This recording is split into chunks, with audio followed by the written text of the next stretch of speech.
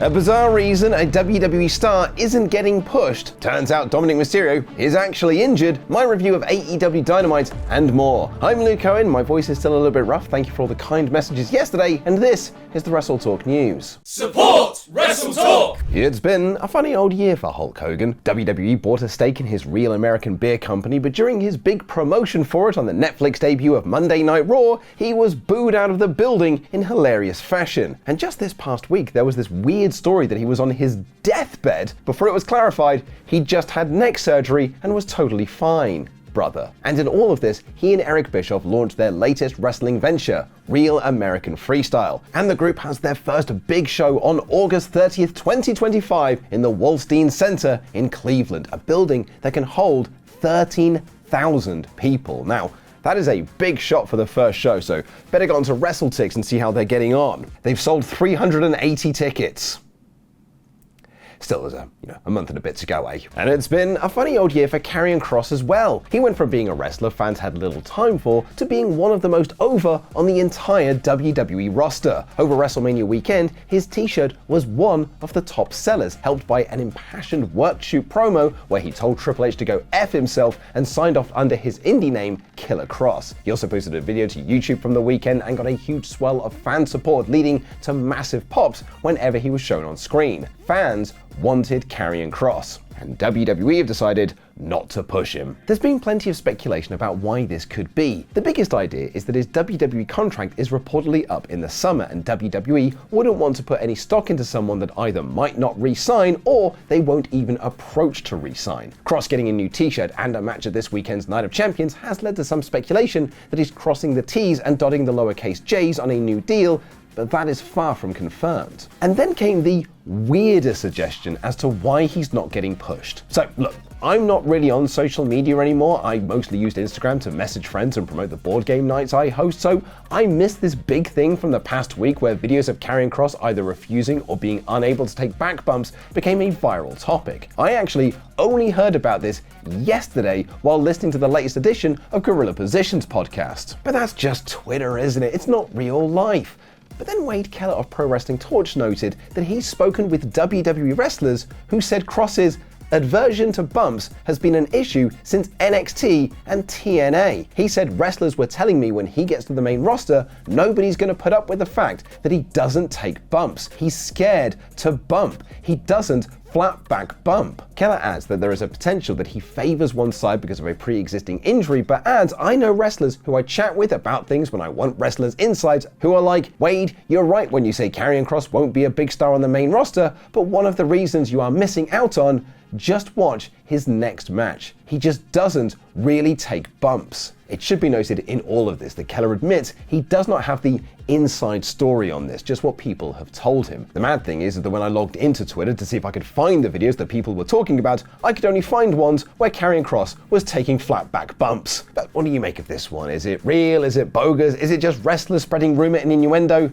Let me know in the comments. Now, we've got some more wrestling news coming up, but first, here is a clip from our most recent episode of Worst Movie Ever, where Ollie Davis has an impassioned promo of his own about how much he hated watching Batman v Superman: Dawn of Justice. Yep, it's Batman v Superman: Dawn of Justice on Worst Movie Ever. Just a spoiler.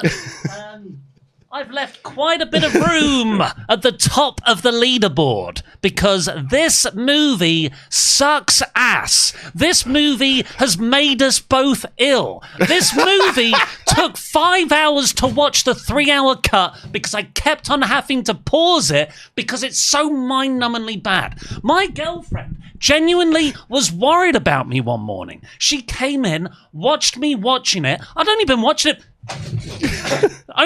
it for 20 minutes, and she said, oh, how's the movie? And I replied, genuinely angry. Not like, ha, this bit of wrestling's naff, isn't it? Or all this, Superman 4's run out of money. No, she was genuinely concerned that I was getting legit angry. And I am legit angry because Batman v Superman is one of the biggest swings and misses, terrible creative vision, betraying the nature of the character's film I've ever seen. And Zack Snyder does not know how to make scenes flow into the next scene. And you watched the director's cut, which is the much better version of the movie. I don't think having more scenes to not explain things makes it better. No. It was reported a couple of days ago that the angle on Raw where Penta took out Chad Gable backstage was done to write Gable off TV as he was dealing with an injury, which has since been reported that Gable will actually require surgery. This injury comes just 1 week after Liv Morgan picked up an injury on Raw, and just a few weeks after Zoe Stark was also injured during a match. And on the same episode of Raw where Gable was reportedly written off, it was announced that Dominik Mysterio's match with AJ Styles for this weekend was being postponed as Dominik is also injured. Now, there was some speculation that this was all a work to get the pair of them off the Saudi Arabia show, but PW Insider are reporting that the injury is in fact legit. They report that Dominik's been dealing with a rib issue, but thankfully is not expected to be out for a lengthy period of time. But it's Thursday, you know what that means. It's time for my review of AEW Dynamite in about 5 minutes. The show opened with Toni Storm arriving at the building before being taken out by Mercedes Moné, who dragged her out on the stage to beat her down some more before Mina Shirakawa ran out for the save. This was a good angle with some great fire from Mercedes Moné and a nice follow-up from last week. It was later announced that Moné will defend the TBS Championship against Mina Shirakawa on next week's Dynamite 300. Will Ospreay and Swerve Strickland were advertised for a tag match later in the second hour, but the Young Bucks used their EVP powers to move the match to right now, meaning the babyfaces were unprepared for action. Both Will and Swerve sold this great, with Will missing his cues for his entrance music and rushing to do all of his entrance spots while putting on his wrist tape and lacing up his boots. Swerve, hilariously, came out putting on a t-shirt only to take it off before the match started. I just wouldn't have bothered, mate. They took care of Lee Johnson and Blake Christian in a fun match. The Bucks came out to watch, and afterwards, Swerve challenged them to a match at All In, with Will raising the stakes. Matt and Nick Jackson's EVP-ship is on the line. Should Will and Swerve win, they will be the new EVPs of AEW. It's a brilliant bit of fun with the gaping plot hole that surely the Bucks could just not have these stakes on the line since they were able to change around the show on a whim, but it's pro wrestling nonsense. The Bucks suspended Swerve for 1 week for putting his hands on them, and they were joined by Kazuchika Okada, who introduced them to his new friends, the Don Callis family. Roppongi Vice and the Bucks on the same page is just very weird to see, and while Matt and Nick aren't fans of Don Callis, they believe that they all have the same goal: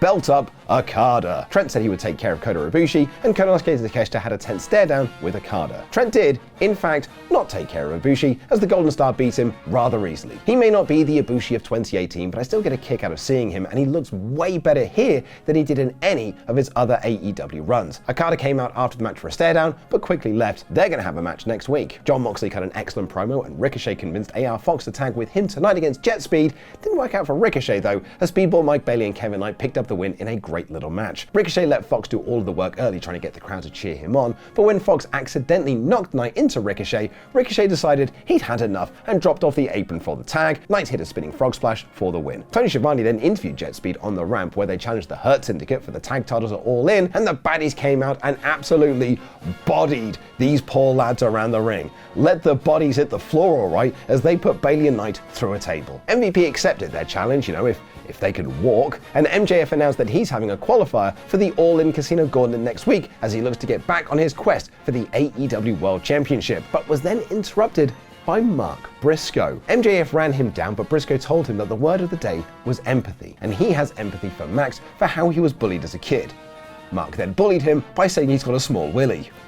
Pick a lane, Mark. Fightful Select report that this is the start of a program between MJF and Briscoe, and right, we're told that this has been a program that MJF had pushed for quite some time and was considered very important to him. Mark then secured himself the #1 spot in the Casino Gauntlet by beating Bandito, Roderick Strong, and Takeshita in a brilliant fatal 4-way. Everyone hit their big moves, and Mark hit Froggy Bow on Roddy after he did a move of his own to score the win. Adam Cole laid out a challenge for a member of the Don Callis family for a TNT title match on Collision, later announced to be Josh Alexander, and Chris Statlander punched her way to the #1 spot in the All-In Women's Casino Gauntlet over Athena, Willow Nightingale, and Thunder Rosa. There was this hilarious miscommunication during a powerbomb spot, but apart from that, this was very good. It's always great to see Athena back on main roster TV, and one would hope that this will lead to her getting a big moment at All In. She's not #1 in the Gauntlet though, as Statlander got the win by distraction from Marina Shafir and Wheelie Yuta, which allowed Chris to hit Wednesday Night Fever on Willow for the win. Statlander joining the Death Riders is a really interesting direction, but one that feels like it's come a bit too late, as we appear to be building to Moxley losing the title at All In. unless he's not losing the title at All In. Speaking of that All In main event, and Hangman Page won the main event of this show, taking on the Beast Mordos in a really good match. The Bucks attacked Page afterwards and laid him out with an EVP trigger, and Moxley choked him out with a chain. The Avengers made the save, again no swerve as he's been suspended, as the show went off the air. This was another very solid edition of AEW Dynamite with some great build for All In. The card is shaping up nicely, and each segment on this show was designed to build up the big matches. Thumbs up from me. Now you can go and watch Ollie Davis and myself review Batman v Superman Dawn of Justice on Worst Movie Ever. Ollie thinks it's worse than Man of Steel, but I'm not sure. They're both worse than Superman 4, that's for sure.